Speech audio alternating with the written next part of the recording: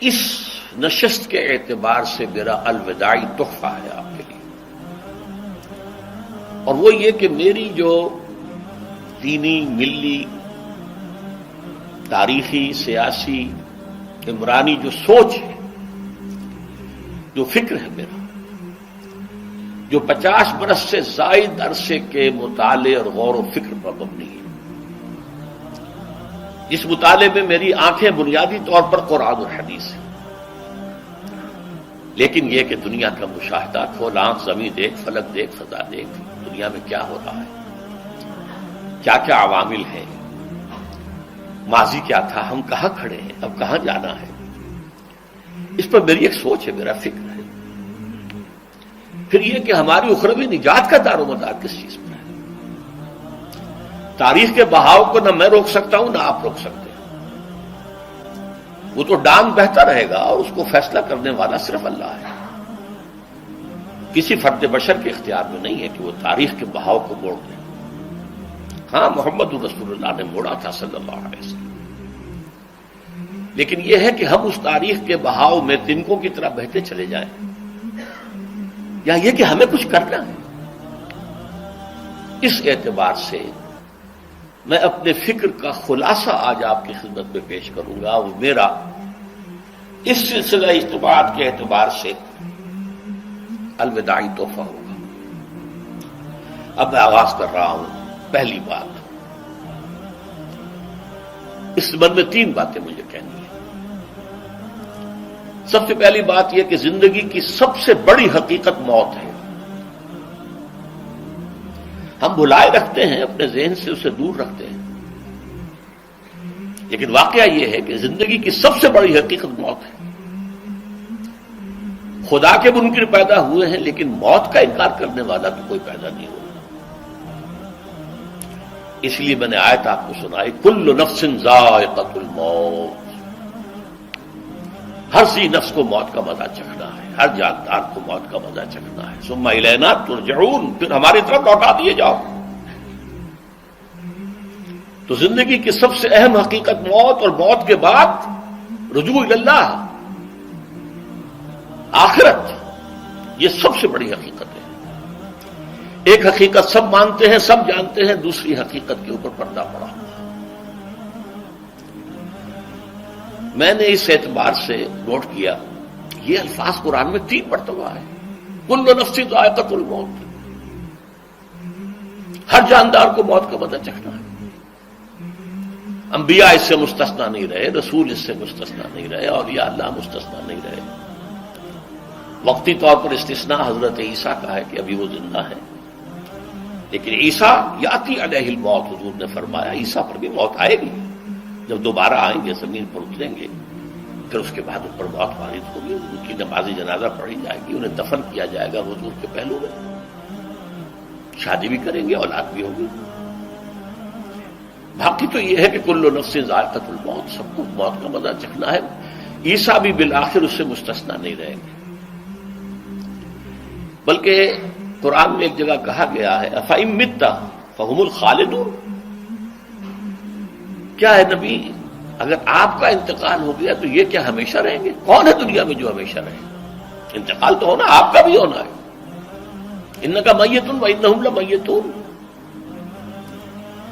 یہ تو مختصر ترین الفاظ تھے۔ اس سے آگے بڑھیے، سورہ انبیاء میں فرمایا کل نفس ذائقۃ الموت وَنَبْلُوكُمْ بِالشَّرِّ وَالْخَيْرِ فِتْنَةً وَإِلَيْنَا تُرْجَعُونَ، ہر جاندار کو موت کا مزہ چکھنا ہے، اور اس سے پہلے پہلے ہم تمہیں آزماتے رہیں گے، خیر کے ذریعے بھی، بھلائی دے کر، صحت دے کر، دولت دے کر، اولاد دے کر، شہرت دے کر، اور برائی کے ذریعے سے بھی، تنگ دستی دے کر، بے عزتی دے کر، اہانت دے کر، ذلت دے کر، وَإِلَيْنَا تُرْجَعُونَ، اور پھر ہماری طرف لوٹائے جاؤ گے۔ یہ وہ دوسری حقیقت جو میں نے کہا کہ جس پر پردہ پڑا ہوا ہے، بہت بڑا پردہ ہے۔ لوگ یہی سمجھتے ہیں کہ یہی دنیا کی زندگی ہے۔ قرآن کہتا ہے إِنَّ الدَّارَ الْآخِرَةَ لَهِيَ الْحَيَوَانُ لَوْ كَانُوا يَعْلَمُونَ، یہ تو آخرت والی زندگی ہے جو اصل زندگی ہے، کاش کہ انہیں معلوم ہوتا۔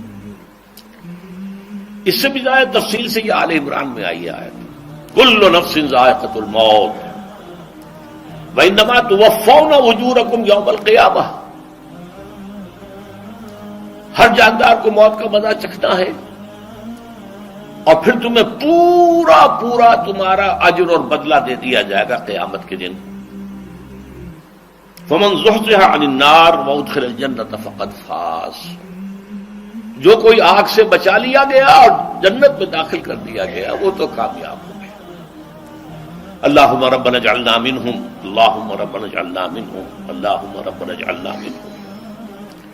وما الحیات الدنیا الا متاع الغرور، اور دنیا کی زندگی تو سوائے دھوکے کے سامان کے اور کچھ نہیں۔ دھوکہ کس معنی میں؟ یہ تمہیں اصل زندگی سے غافل کر دیتی ہے۔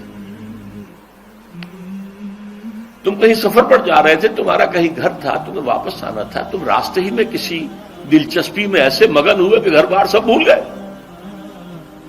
یہ تو تمہارا عارضی سا سفر تھا، تم نے اسی کو اپنی منزل بنا لیا، اپنا ٹھکانہ بنا لیا، تو دھوکہ دیا اس نے تمہیں۔ ویسے دنیا کی زندگی دھوکہ نہیں ہے، بڑی حقیقت ہے، اس لیے کہ حضور نے فرمایا انما الدنیا مزرعۃ الآخرہ، یہ دنیا آخرت کی کھیتی ہے، یہاں بو گے تو وہاں کاٹو گے، یہاں کچھ کمائی کرو گے تو وہاں اس کا بدلہ ملے گا۔ اس اعتبار سے دنیا بہت بڑی حقیقت ہے، ایک ایک لمحہ بہت بڑی قیمتی شے ہے، لیکن اگر یہ دنیا تمہیں آخرت سے غافل کر دے تو اس سے بڑا دھوکے باز اور کوئی نہیں۔ یہ اصل دجال ہے۔ میں نے تقریباً 60 برس کی عمر کو جب میں پہنچا تھا تو موت کا انتظار شروع کر دیا تھا۔ میرے قریبی احباب کو معلوم ہے، میں کہتا رہا، یہ بھی کہتا رہا کہ بھائی میں اپنے حصے کا کام کر چکا، جتنی صلاحیت اللہ نے دی تھی، جتنی بھی میرے اندر استعداد تھی، میں اس کو بھرپور طریقے پر استعمال کر چکا۔ دم واپسی برسر راہ ہے عزیز و اب اللہ ہی اللہ ہے، یہ میرا معاملہ رہا ہے 60 برس کی عمر سے۔ اس کے بعد اللہ نے مزید 14 برس دیے ہیں، یہ نافلۃ لک کے درجے میں کہتا ہوں، اس کا اللہ کا عطیہ خصوصی ہے، نفل ہے، ہمیشہ کہتا رہا ہوں۔ مسنون زندگی تو 61 برس ہے ہمارے حساب سے۔ علامہ اقبال کے بارے میں سنا ہے کہ رویا کرتے تھے کہیں میری عمر حضور کی عمر سے زیادہ نہ ہو جائے۔ وہ 6 مہینے کم ہی رہی ہے حضور کی عمر سے۔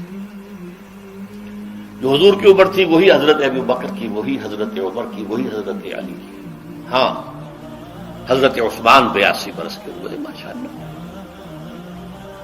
پھر یہاں کے مجددین میں سے وہی عمر حضرت شیخ احمد سرہندی کی، وہی شاہ ولی اللہ دہلوی کی۔ ہاں، شیخ عبدالحق محدث دہلوی رحمۃ اللہ علیہ 82 برس کے ہوئے۔ لیکن یہ میں کہا کرتا تھا مسنون عمر تو 61 برس ہے، جسے ہم 63 کہتے ہیں، وہ اصل میں ہمارے حساب سے 61 بنتا ہے۔ وہ 63 قمری ہے، جو 9 دن کم ہے، قمری سال جو ہے وہ شمسی سال سے۔